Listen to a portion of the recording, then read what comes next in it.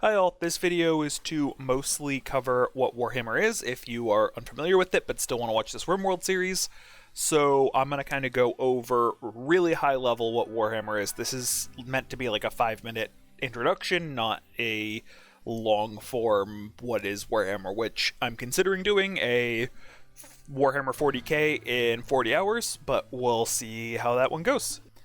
So to start off, what is Warhammer? The parts we're worried about is the Imperium of Man, which is a theocracy dictatorship where their god is a being called the Emperor, who is not human, but we'll go into more detail on what the hell he is in the expanded videos and stuff like that. And he is trapped on the Golden Throne, not able to really do anything except for activate a psychic beacon, and none of that really matters. What really matters for what we're playing here is that there is a theocratic organization that spans half the galaxy, and while there is an official state religion, each planet kind of has their own religion as long as they worship the Emperor.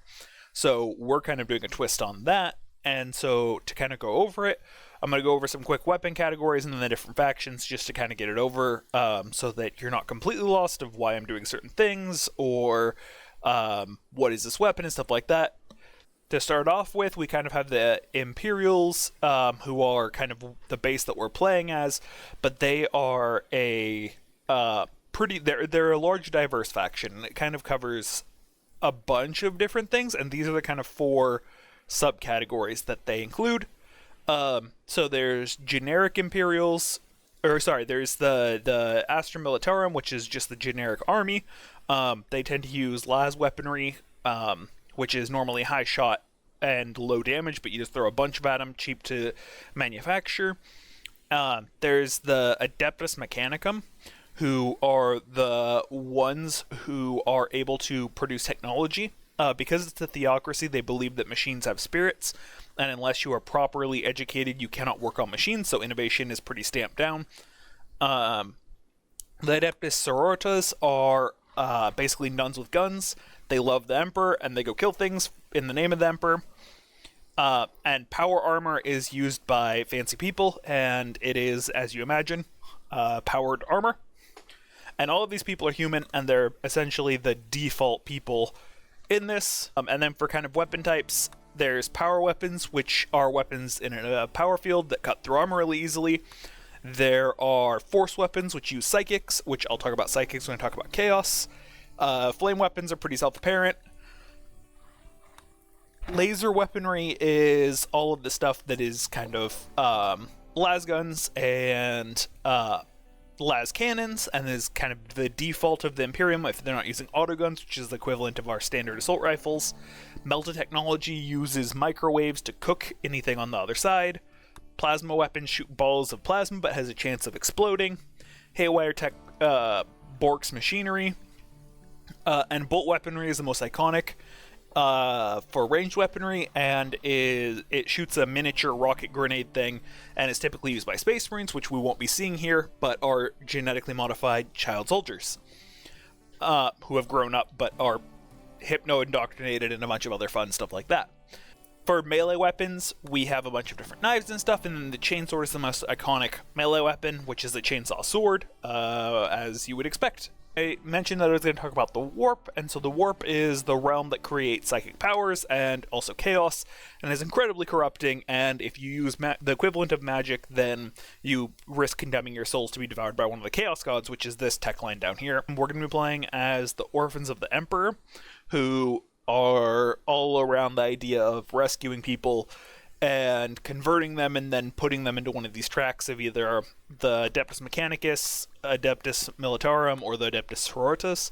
The basic idea here, so why I mentioned that different planets can have different religions as long as they worship the Emperor, is we're not following the traditional Imperial faith. We're doing a thing where only children can join, and once you're an adult, then there's no choice, but because of the locals of their culture, you're expected to provide charity whenever you can. In most cases, I put a little asterisk on that of I can perform charity as long as they're not trying to join permanently. If they're an adult, if they're a child, then we have to take them in. If they're an adult, we have to provide temporary charity, but not long-term charity. The factions that we're going to end up fighting potentially are, to kind of go through the list, there's the Tau Empire, which is a group of, it's not an accurate representation, but they're basically space communists. So the Imperium, it says if you're an alien, that you deserve execution automatically, because humanity deserves to rule the universe. The Tau kind of take the opposite of approach of they just absorb different alien cultures. So they'll accept anybody who so desires to join them, and then they'll also forcefully recruit anybody, including humans, which the Imperium of Man takes very poorly. There is the Eldar, or Eldari, who are basically space elves. They're my favorite in the universe, but that's not really relevant here. And they focus on light, fast units and vehicles. They mainly focused around shuriken weaponry, which shoots monofilament blades. It's typically short range, high damage type stuff. I don't know how that's going to be represented in here, but that's their general plan. There's the Necrons, who are basically robots. If you think of like the Terminator from the Terminator series, they're kind of like that. They can self-repair, which is pretty cool. And they were tricked out of their souls, and it's not so great for them. Then there are the Orcs, or Greenskins, who are orcs as you'd imagine. They're technically a fungus, but they have different things. So like goblins and stuff are not called goblins, but they exist in this universe, and they're all kind of grown from the same stock. They don't really feel pain, and their whole gimmick is war with crude weaponry. So it's very not elegant weaponry that they use to overwhelm with hordes.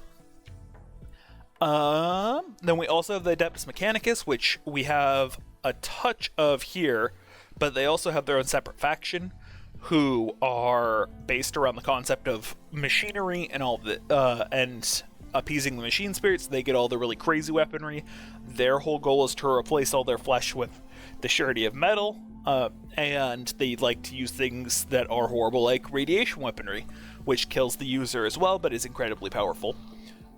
And then we also have the Chaos Demons, who will attack us occasionally, and they are one of the worshippers of the four gods, or the demons of those four gods. Will be kind of covering it as we see them, and they are built up of essentially magic energy, so they are unstable and can't exist in a realm very long, but when they do, it's not great.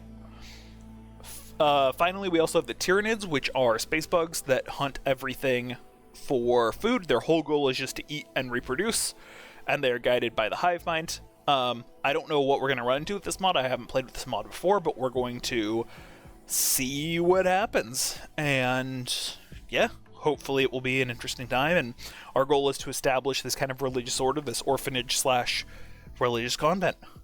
Anyways, hopefully I'll see you in my videos. Thanks. Bye.